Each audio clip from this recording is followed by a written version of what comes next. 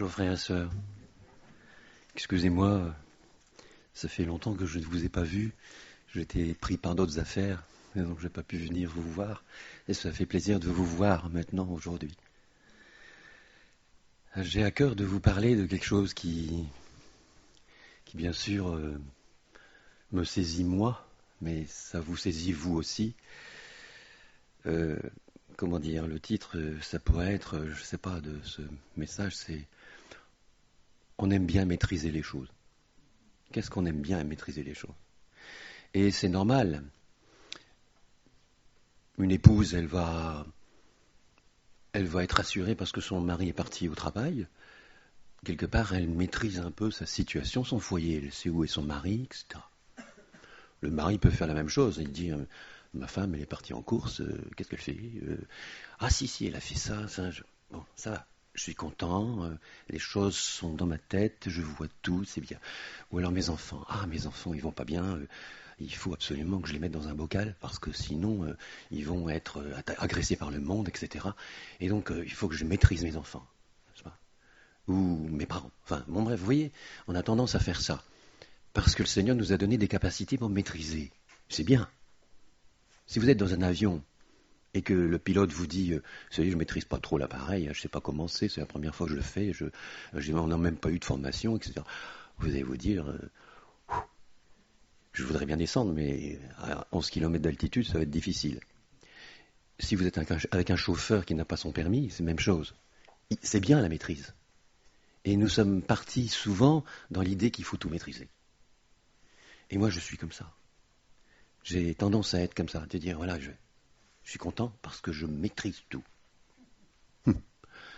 C'est prétentieux, mais c'est un peu ce qu'on fait, enfin ce que je fais. Quand vous êtes professionnel dans une entreprise où tout doit être maîtrisé, vous essayez même de maîtriser l'imprévu. J'étais dans une boîte où c'était comme ça, on maîtrisait l'imprévu. On avait des systèmes électroniques et électriques qui permettaient même de maîtriser l'imprévu, tout à fait. En se disant, il n'y aura jamais d'accident. Bon. Oui, mais en fait, on ne maîtrise pas tout. Alors, le titre que je pourrais donner, je crois que c'est le mieux, c'est 3 jours et 3 nuits. Quand vous regardez dans la Bible, vous apercevez que ce terme 3 jours et 3 nuits est inscrit dans pas mal de livres de la Bible sans que les auteurs de ces textes se soient mis d'accord pour mettre ces 3 jours et 3 nuits. Il y a comme un symbole derrière cette notion de 3 jours et 3 nuits. Bien sûr, ça vous évoque probablement Jonas, ça vous évoque le Seigneur Jésus. Mais vous avez certainement aussi d'autres idées sur les 3 jours et 3 nuits qu'on trouve dans la parole de Dieu, et c'est ce que nous allons voir. Et dans ces 3 jours et 3 nuits, figurez-vous que les gens ne maîtrisent pas ce qui arrive. Ils ne maîtrisent pas totalement ce qui leur arrive. Dieu dit, tu vas faire ça, et ils vont le faire. Ils disent, mais c'est pas possible, qu'est-ce qui va m'arriver? Ça va finir comment? Et je suis là, avec la certitude que Dieu a demandé de faire ça, et je ne sais pas du tout où est-ce que Dieu va m'envoyer. C'est terrible. Donc je vous le dis par rapport à ma situation, peut-être à la situation d'Arlette par exemple, ou d'autres personnes ici présentes, qui sont confrontées à un événement et qui n'arrivent pas à le maîtriser. Et c'est Dieu qui leur impose. On pourrait mettre aussi un autre titre à ce message, c'est la foi apparemment absurde.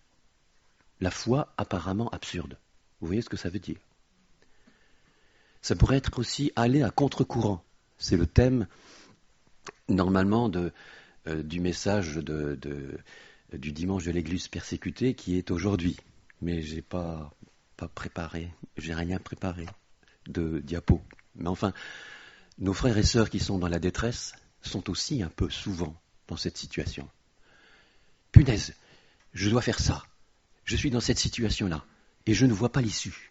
Et cette issue, même si Dieu me l'a promise, je suis dedans. Est-ce que vraiment elle va exister? Est-ce que vraiment ce qu'il m'a dit, ça va se faire? C'est facile, hein? Quand après on est passé et puis que finalement ça s'est bien passé. Mais quand on est dedans, C'est pas évident.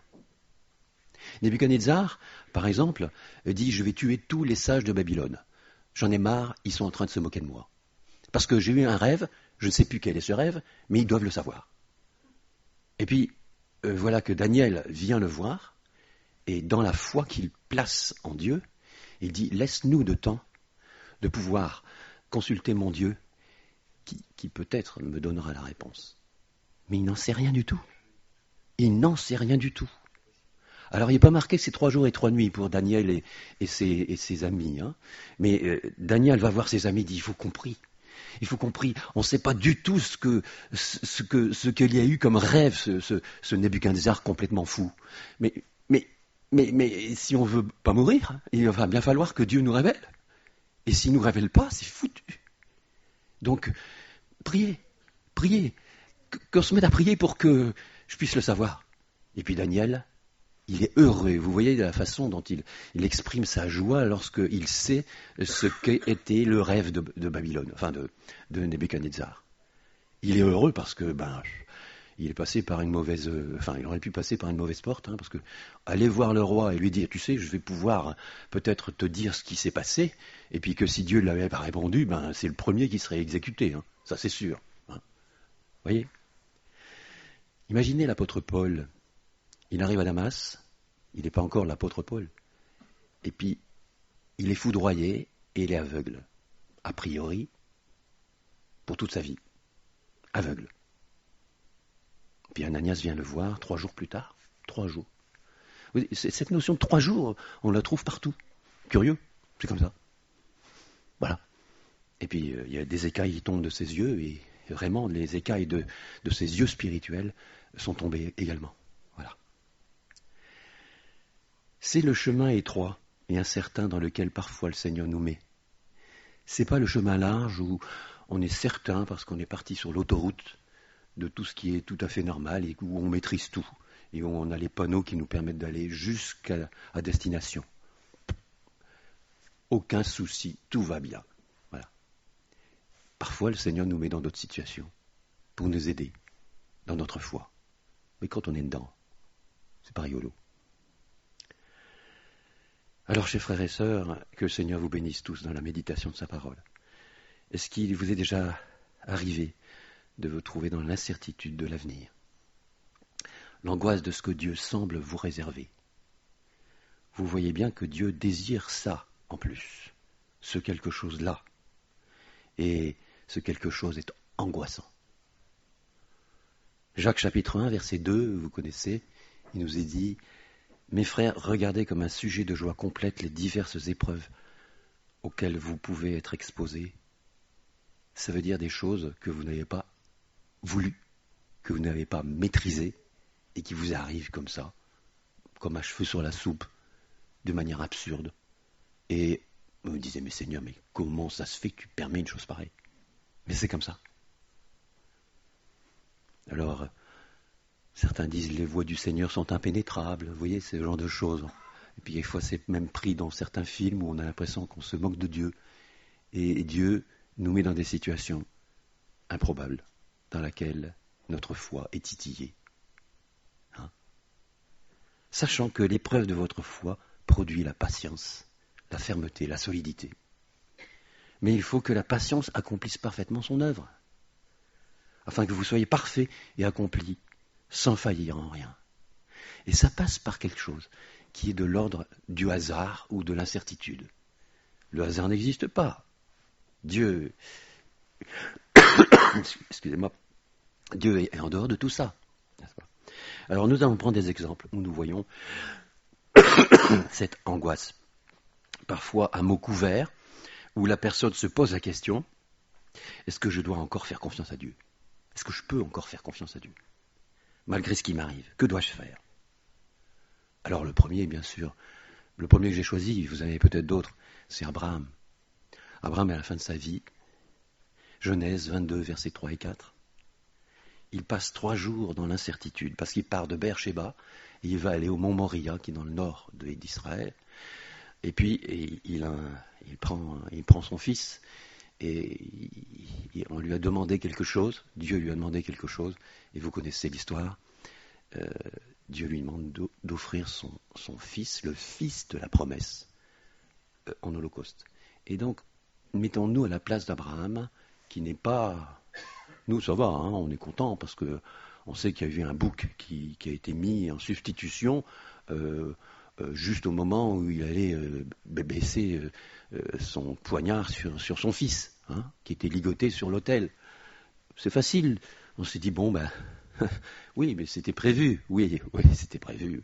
Oui, mais d'accord. Mais quand Abraham est dans cette période des 3 jours et 3 nuits, de bon matin, il a eu la révélation de Dieu à un moment donné, et de bon matin, donc, juste après avoir eu ça, je ne sais pas s'il a bien dû dormir, mais en tout cas, de bon matin, il est parti. Et ça met 3 jours pour aller jusqu'à Moria.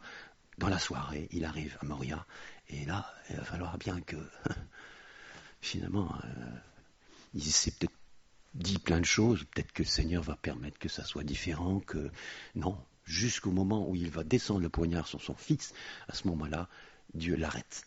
Ça. Vous voyez, j'essaie de vous faire, enfin, je crois que vous le comprenez, cette incertitude dans laquelle Dieu l'a mis. Lui, le fils de la promesse, il fallait qu'il le tue. Alors vous allez me dire, oui, bien sûr, mais on sait très bien que il savait que Dieu est capable de ressusciter ce fils qu'il va égorger. Hein, c'est ce qui nous est dit dans l'Épître aux Hébreux. Oui, il le savait. Probablement que ça a dû gamberger pendant ces 3 jours. On ne peut pas se mettre à sa place, mais vous voyez tout ce qu'il y a pu y avoir comme tumulte dans son cœur.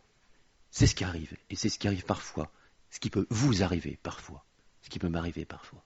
Hein, voilà. Quand on est dans l'instant, sans aucune certitude sur l'avenir, c'est autre chose. Je vais vous prendre un autre exemple où il faut faire confiance à quelqu'un sans savoir si on a bien fait de placer sa confiance en cette personne. Surtout qu'elle est louche, la personne. Ouais. Josué, chapitre 2, verset 16. Les espions de Jéricho ont été cachés par Rahab. Et parce que les gens de Jéricho sont sur le pied de guerre. Ils savent qu'il y a deux espions israéliens, hébreux, qui sont passés. Ils savent même chez qui ils ont été. Et donc, ils cherchent. Et je vous assure que ça a l'air d'être des gens très, très compétents et qui courent après les 2 espions. Et ils savent à peu près où est-ce que les 2 espions s'en vont. Ils s'en vont du côté du Jourdain, à l'est du Jourdain, hein, puisque Jéricho est à l'ouest du Jourdain. Et donc, ils vont chercher partout. Et Rahab leur a donné une bonne idée, c'est d'aller de l'autre côté. C'est d'aller dans la montagne de l'autre côté et de rester dans la montagne 3 jours et 3 nuits. Qu'est-ce qu'ils ont dit, ces 2 espions? Qu'est-ce qu'ils se sont dit? Est-ce qu'on a eu confiance en Rahab? Est-ce qu'on a bien fait de faire confiance à Rahab? Parce qu'on est carrément dans une nasse. On est de l'autre côté du peuple d'Israël. Il y a le Jourdain, il y a Jéricho, la montagne côté ouest. Et si jamais elle nous dénonce, on n'en sait rien. Elle nous a peut-être posé un lapin, comme on dit. Et ils ont dû, pendant 3 jours et 3 nuits, se dire, mais est-ce qu'on a bien fait de faire confiance à Rahab? Oui. Ils sont revenus, les soldats, et ils sont rentrés en Jéricho. Probablement que les 2 espions les ont regardés, ils ont dit, bon, c'est bon, on peut y aller, on peut en sortir. Vous voyez, cette notion... Ils étaient bien cachés. Ils avaient eu raison de croire en l'honnêteté de Rahab. Mais ce n'était pas gagné d'avance. Il y a toujours une possible incertitude. Et là, nous sommes secoués, interpellés. On se dit, est-ce que j'ai bien fait de faire confiance? Un autre exemple. Dans Chroniques, le premier livre des Chroniques, chapitre 12, versets 1 et 2. C'est un truc où il y a aussi 3 jours et 3 nuits. Curieux, hein? Et alors ça, je vais le prendre parce que il y a quelques lectures à faire.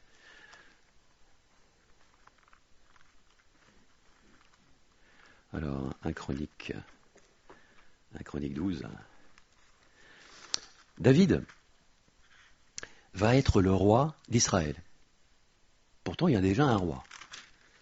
Mais ce roi file du mauvais coton, Et Dieu a choisi un autre roi, ce qui fait qu'il y a deux rois. Dieu n'a pas retiré la royauté à Saül et projette de donner la royauté à David, ce qui crée un conflit terrible. Les gens de Benjamin, puisque Saül est de la tribu de Benjamin, sont tous pour Saül, a priori. Ah bon? Regardez au chapitre 1 du verset 12, il dit « Voici ceux qui se rendirent auprès de David à Tsiklag, lorsqu'il était encore éloigné de la présence de Saül, fils de Kis. Il faisait partie des vaillants hommes qui lui prêtèrent leur secours pendant la guerre. C'étaient des archers, lançant des pierres de la main droite et de la main gauche et tirant des flèches avec leurs arcs. Et retenez bien ça, ils étaient de Benjamin, du nombre des frères de Saül. Quoi?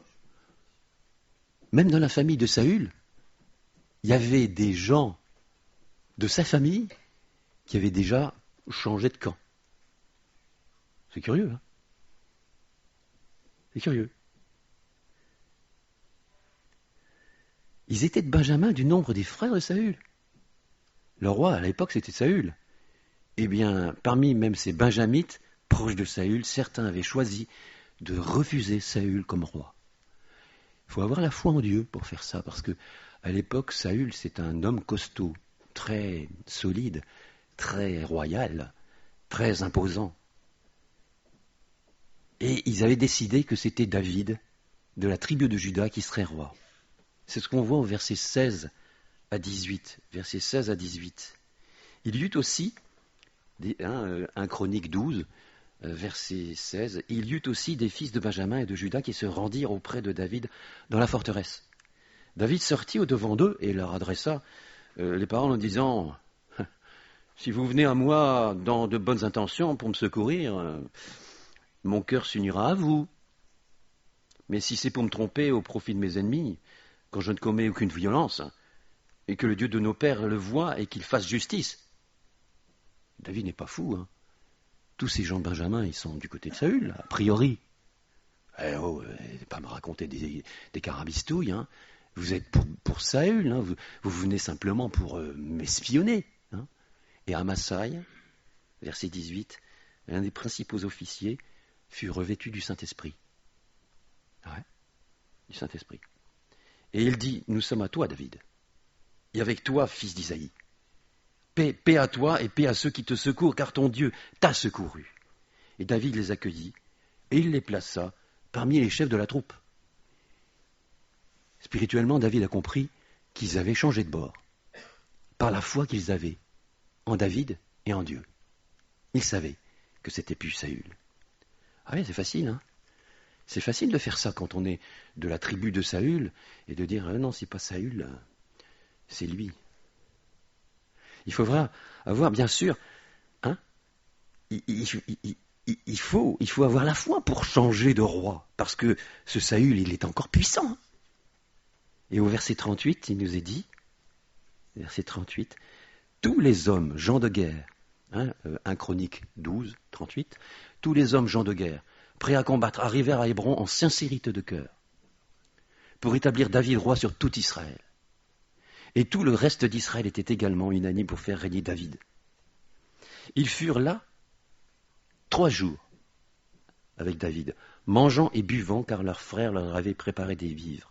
Et même ceux qui habitaient près d'eux, jusqu'à Issachar, Zabulon, Nephtali, apportaient des aliments sur des ânes, sur des chameaux, sur des mulets, sur des bœufs, des mets de farine, des masses de figues sèches et de raisins secs, du vin, de l'huile, des bœufs et des brebis en abondance, car Israël était dans la joie.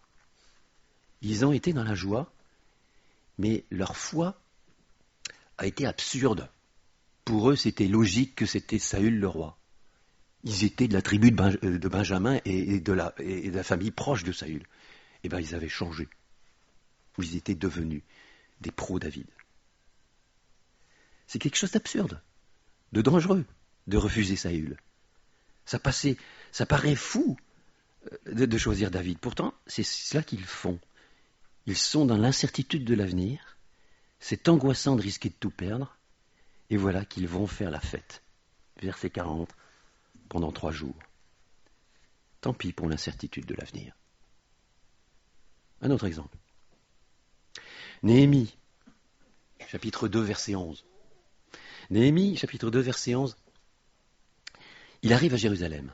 Et donc la traduction en hébreu, c'est plutôt... vous allez voir. Néhémie arrive à Jérusalem, il passe 3 jours. Et qu'est-ce qu'il remarque? 3 jours et 3 nuits en fait. La traduction en français laisse supposer qu'il reste 3 jours à Jérusalem et puis qu'après, pendant la nuit, il va faire des... Non, mais en fait, pendant 3 jours et 3 nuits, 3 jours, il est là avec les grands de Jérusalem, et puis qui n'est plus une ville, hein, qui est juste un endroit où il n'y a pas de muraille, hein, un endroit pas sécure. Et pendant la nuit, secrètement, il va faire le tour. Il va faire le tour de quoi? De la muraille. Et c'est quoi l'épreuve là? L'épreuve, c'est de réussir à voir au-delà du visible. Le chaos est total. Les pierres, les décombres sont indescriptibles. C'est pas possible. C'est foutu d'avance, c'est fichu d'avance. Les pierres sont là, mais comment on peut faire? Il faudrait des bulldozers, des machins comme ça. Enfin, vous savez, à l'époque, il n'y en avait pas. Comment peut-on imaginer que cette ville puisse revivre? C'est absurde. C'est impossible. Et espérant contre toute espérance, en but aux ennemis du dehors et du dedans, Néhémie réussira à faire mentir l'impossible. Avec Dieu, nous ferons des exploits. Et c'est ce qu'il a fait. Il a fait un exploit. Tous étaient contre lui. Pendant ces 3 jours et 3 nuits, il ne s'est pas laissé abattre par la réalité de ce qu'il voyait. Il s'est dit, si, avec Dieu, c'est possible. Hein? Vous voyez, ces situations-là sont extraordinaires, parce qu'elles sont 3 jours et 3 nuits. On en trouve dans Genèse, on trouve dans les Chroniques, on trouve dans les Néhémie, on trouve dans l'Évangile, dans les Actes. 3 jours et 3 nuits. C'est curieux. Un autre exemple. Esther. Esther, chapitre 4, versets 11 à 14.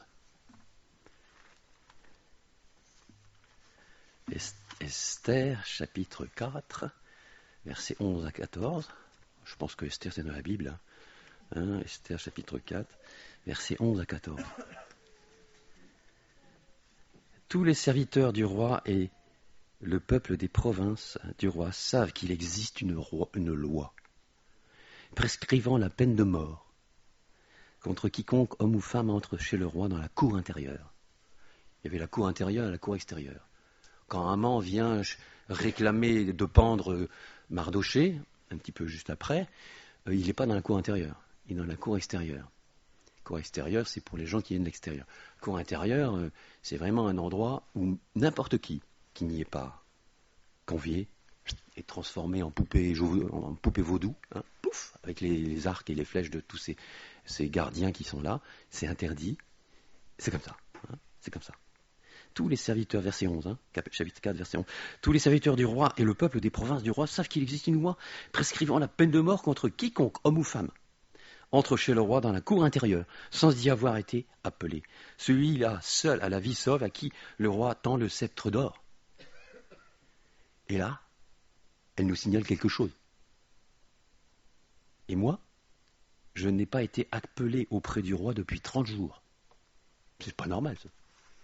Depuis 30 jours, Xerxès n'a pas appelé sa femme. 30 jours. Il y a quelque chose là. Hein. Quand on est dans l'instant du risque, on a peur. Hein. Esther n'a pas été appelée par le roi depuis 1 mois. 1 mois. Il y a quelque chose qui ne va pas. C'est probablement lié à la faveur que Xerxès donne à Haman, la Gagite. C'est pas trop, mais spirituellement, il y a quelque chose là. C'est risqué de venir s'imposer au roi. Il pourrait en profiter pour la supprimer. Dans les paroles d'Esther, on sent bien ça. L'inquiétude. Elle demande un jeûne de 3 jours et 3 nuits. Ouais. De tous les juifs de Suse, la capitale. Et elle aussi, elle va jeûner 3 jours et 3 nuits. Versets 15 à 17 du chapitre 4. Verset 15. Esther envoya dire à Mardochée, va, rassemble tous les juifs qui se trouvent à Suse et jeûnez pour moi. sans manger ni boire, pendant 3 jours, ni la nuit ni le jour. Moi aussi je jeûnerai, de même avec mes servantes. Puis, j'entrerai chez le roi, malgré la loi, et si je dois périr, je périrai. On a du mal, hein, nous, tout ça c'est un peu de la culture différente de chez nous, hein. On ne s'imagine pas qu'on va aller voir le président et puis que si jamais on n'a pas été invité, tout le monde va nous tirer dessus. Non, c'est pas dans notre culture. Mais là, c'était comme ça. Hein. C'était comme ça. Mardochée s'en alla et fit tout ce que Esther lui avait ordonné. Imaginez, dans l'incertitude de l'avenir, que vous devez faire quelque chose et que vous sentez très bien qu'il faut le faire. Imaginez ce qui se passe. Facile après coup de dire je savais que ça se passerait comme ça, moi, vous savez, moi je suis chrétien, j'ai la foi, hein, voilà, ça va se passer comme ça. Hein. Non, quand on est dans l'incertitude de la situation de l'instant, c'est pas évident. Je vous donne un autre exemple, Jonas, chapitre 2, verset 1. Jonas, chapitre 2, verset 1. Alors, vous connaissez Jonas, hein, bien sûr, un grand poisson, enfin, c'est pas lui, hein, Jonas, hein, c'est celui qui est avalé par le grand poisson. Une baleine, un cachalot, enfin, on ne sait pas trop ce que faisait ce bestiau-là à cet endroit-là, ça paraît curieux. On se demande s'il n'avait pas été piloté par quelqu'un, hein, pour venir gober notre cher Jonas, qui, lui, n'avait pas envie d'aller à Ninive. Il avait de bonnes raisons. Des homosexuels, des zoophiles, des gens, enfin, c'est à mot couvert, c'est ce qui se passe, hein. Faut pas se faire d'illusions, hein. C'est comme aujourd'hui, je veux dire, c'était légitime pour un homme de la trempe de Jonas de dire Dieu, c'est pas possible que tu puisses faire une chose pareille et me faire aller dans un monde impie comme celui-là. Et donc, il veut pas. Hein. Et alors, vous savez ce qui s'est passé, hein? Alors, il fut 3 jours et 3 nuits dans son ventre. On est tellement habitué à ces 3 jours et 3 nuits qu'on ne s'aperçoit pas que, je vous dis, dans la Genèse, un peu partout, et ça revient comme ça de manière curieuse. Hein, voilà. Alors, versets 5 à 7, hein, on a la description de ce qu'il a vécu. Hein, vous le lirez si vous voulez, mais il a vécu quelque chose de terrible. Il est gobé par un poisson, il n'a aucune idée de ce qui va lui arriver. Il n'imagine pas qu'il va pouvoir sortir de ce truc-là. Il va être digéré. La seule chose qui va lui arriver, c'est ça. Et il dit cela jusqu'à la fin du verset 7. Hein. À la fin du verset 7, c'est probablement après son aventure que Jonas dit cela. Parce que forcément, l'écrit de Jonas nous est arrivé après les circonstances qu'il a vécues. Hein. Et on voit dans cet engagement qu'il prend avec Dieu, que c'est suite à ce qu'il a vécu que vraiment maintenant il décide d'y aller. Hein. D'ailleurs, c'est ce qu'il fait entrer dans la pâte, d'ailleurs, hein, parce que quand il y arrive, il n'est pas encore vraiment dans un bon état d'esprit. Il n'a pas envie de le faire, mais il se voit contraint de le faire. Mais vous voyez, dans cette situation des 3 jours et 3 nuits dans le ventre du poisson, il s'est trouvé dans une incertitude, dans une détresse immense, et c'est là qu'il a commencé à se dire, mais je t'aurai toi. Hein. Le début du verset 7, c'est, mais toi, Dieu, t'es toujours avec moi.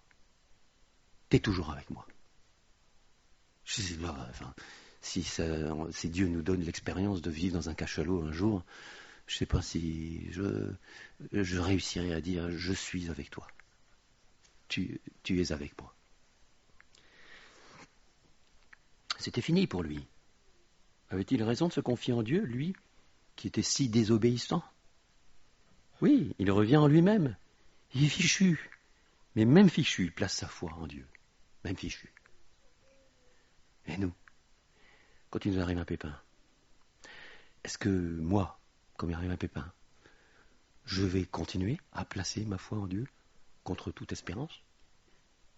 Et vous savez que Jésus lui-même, dans Matthieu chapitre 12, verset 40, prend l'exemple de Jonas pour illustrer par quoi lui-même va passer. Pour montrer que Jésus lui-même a vécu des choses terribles. Oh oui, bien sûr, mais moi je suis chrétien, je sais que, vous savez, j'ai la foi et puis je sais que Jésus de toute manière devait sortir. Oui, oui, d'accord, oui. Oui, ça on le sait, bien sûr. Mais dans l'instant, quand Jésus se trouve dans cette situation, vous imaginez pas l'angoisse. On n'imagine pas l'angoisse qu'il a eue.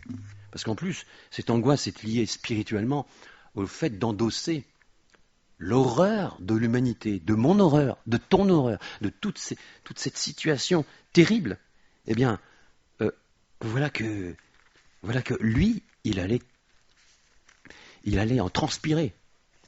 Il allait en transpirer des grumeaux de sang, nous est-il dit, parce que c'est pas en fait, on sait que c'est pas des grumeaux de sang, hein, les médecins sont formels là-dessus, c'est que quand on est dans une angoisse terrible, eh bien, nous avons la capacité de sécréter un produit, hein, les glandes sudoripares sont capables de créer de produire un produit qui ressemble à des grumeaux de sang. Mais c'est pas du grumeau de sang vraiment, ça ressemble, mais c'est la sécrétion liée à une anxiété insoutenable. Hein. Et Matthieu 26, versets 37 à 39, 37 à 39, 26, 37, 39. Alors, il prit avec lui Pierre et les deux fils de Zébédée, vous savez où ils sont dans le jardin de Gethsémanée, et il commença à éprouver de la tristesse et des angoisses. Oh, enfin Jésus, t'as pas la foi? T'es pas un bon chrétien? Un bon chrétien, il a toujours la foi. Oui, d'accord. Il commença à éprouver de la tristesse et des angoisses. Et il leur dit alors, mon âme est triste jusqu'à la mort. Restez ici et veillez avec moi. Puis, ayant fait quelques pas en avant, il se jeta sur sa face et pria.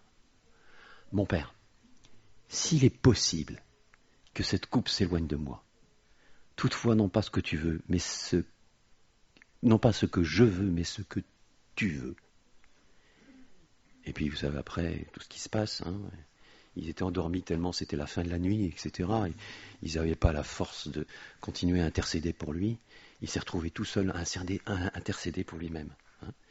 C'est facile à dire qu'il savait qu'il ressusciterait. Mais quand tu es dans la détresse et que l'issue n'est pas évidente, ça, c'est pas la même chose. Vous comprenez que un jour, ça vous est certainement déjà arrivé, je vois certaines personnes que je devine, ils ont dû avoir ce genre de choses, où vous êtes dans l'incertitude, et Dieu vous laisse dans l'incertitude. Jacques chapitre 1, verset 2. Toutes les diverses épreuves auxquelles vous pouvez être par hasard dedans, eh ben, c'est une occasion pour vous, pour moi, de dire, je maîtrise plus rien. D'habitude, je maîtrise, mais là, il n'y a plus rien, il n'y a plus que toi, Seigneur. Il n'y a plus que toi. J'ai plus rien d'autre. Bah oui, mais j'ai plus que toi, comme on dit quelquefois. Vous savez, il y a des gens qui disent, nous, maintenant, on n'a plus que la prière. Sous-entendu, nous maîtrisions les choses, et puis maintenant, on ne maîtrise plus rien, donc nous n'avons que la prière. Ce qui est assez curieux, parce qu'en fait, ce qui est plus important, c'est justement ça. C'est pas que nous maîtrisions. Le Seigneur veut que nous maîtrisions les choses. Mais il y a des moments où il ne veut plus qu'on maîtrise les choses. Et que notre confiance soit placée uniquement qu'en lui. Ça, vous le savez, hein, mes frères et sœurs. Hébreux chapitre 5, versets 7 et 8, et ce sera notre conclusion, si vous voulez. Hein. Hébreux chapitre 5, et quelque chose qui a déjà fait secouer, on en a parlé, Marie-France et Clémence ensemble, et ça nous fait discuter âprement cette situation. Vous allez voir, hein, dans Hébreux chapitre 5, versets 7 et 8, Hébreux 5, 7 et 8, on sait que c'est lui le sacrificateur, c'est lui le souverain sacrificateur, celui qui a payé de sa vie pour moi, pour toi. Il est le souverain, il n'y a pas un au-dessus, donc c'est lui. Et il a dit, pourtant, c'est lui, verset 7, chapitre 5 d'Hébreux, c'est lui qui, dans les jours de sa chair, a présenté avec de grands cris et avec larmes des prières et des supplications à celui qui pouvait le sauver de la mort. Et il a été exaucé à cause de sa piété. Et il a appris, bien qu'il fût fils, qu'il soit fils, l'obéissance par les choses qu'il a souffertes. C'est-à-dire que dans toutes ces situations que nous avons vues, hein, Abraham, Esther, les Benjamites qui sont pour David, etc., ils ont tous, à un moment donné, lâché, accepté l'absurde, lâché leur façon de voir, et ils ont dit, il n'y a plus que toi, Dieu. Hein. Et Jésus lui-même a appris l'obéissance par les choses qu'il a souffert, c'est-à-dire que tout support, et pourtant le Seigneur Jésus en avait du support, de la maîtrise, il faisait des choses, des miracles, etc. Il aurait pu utiliser sa propre solidité charnelle, et quand je dis charnelle, ce qui vient de la chair, et qui est chair, et ce qui est né de l'esprit, et qui est de l'esprit. Et là, il a dissocié les choses. Il savait maîtriser des choses au niveau matériel, à tel point qu'il pouvait arrêter la tempête, hein, okay. Mais il y a des choses où le Seigneur lui-même, son Père, lui a appris l'obéissance, c'est-à-dire de lâcher toute sa maîtrise légitime, d'être un bon pilote, d'être le meilleur des gestionnaires de ce monde. Il aurait pu l'être, hein, c'est ce que d'ailleurs Satan a voulu lui proposer. Hein. Tu seras le meilleur gestionnaire du monde. Il faut simplement que tu te prosternes devant moi et que tu m'adores. Mais il l'aurait été. Eh bien, il a laissé tomber toute sa nature sans péché, légitime. Il aurait pu être le Seigneur de la terre. Il a tout lâché parce qu'il nous a aimés et qu'il a dit « Je fais confiance à mon Père ». C'est lui qui, dans les jours de sa chair, a présenté avec de grands cris, avec larmes, des prières et des supplications à celui qui pouvait le sauver de la mort. Et il a été exaucé à cause de sa piété. Il a appris, bien qu'il fût fils, qu'il soit fils, l'obéissance par les choses qu'il a souffertes. C'est lié à cette foi possible, et apparemment absurde, de ne faire confiance qu'à Dieu, et de lâcher tout. Voilà, je veux vous laisser là-dessus, mes frères et sœurs, parce que le Seigneur ne veut pas qu'on soit incompétent et que nous lâchions tout ce que nous maîtrisons. Il faut bien quand même gérer son foyer, gérer plein de choses, bien conduire la voiture, faire programmer des vacances, et tout ce qu'on veut, c'est sûr. Et il y a un moment donné, Dieu nous place dans une situation où tout ça, on doit lâcher. Et il n'y a plus qu'en Dieu qu'on peut placer sa foi. On peut se réjouir de ce que le Seigneur permet une chose pareille. Je le dis pour moi, mais pour vous aussi, pour que notre foi soit magnifiée, si on veut dire. C'est pas quelque chose où on attrape une médaille, hein, on est des gens bien, quoi. Hein. Non, c'est quelque chose que Dieu veut construire en nous, quelque chose qui est du mystère, qui est spirituel et qui nous fait dire au Seigneur, il n'y a que toi. Voilà. Je vous souhaite un bon dimanche. Je souhaite une bonne suite. Seigneur notre Père, notre Dieu, nous te rendons grâce parce que tu es celui qui a montré par ta parole de manière un peu mystérieuse, parce que ces 3 jours et 3 nuits, on en voit des histoires comme cela un peu partout dans la parole. Et nous voulons te remercier de ce que tu les as mises pour nous faire comprendre que la foi que nous plaçons en toi n'est pas liée à nos capacités, mais elle est liée à la vision que nous avons de toi-même. Tu es le seul en qui nous pouvons faire confiance.